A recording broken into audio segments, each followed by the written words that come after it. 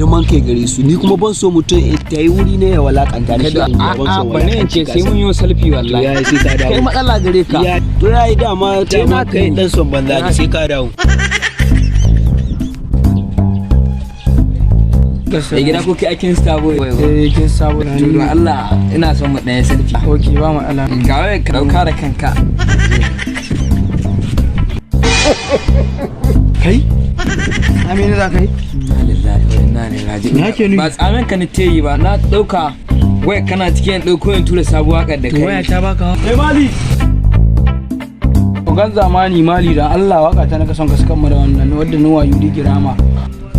Congratulations on graduation yudi girama. Congratulations Mr. Boy ne Mr. Boy ne Kaurani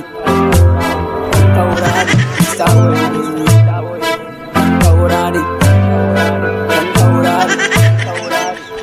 Let's go, Emana. Congratulations on graduation.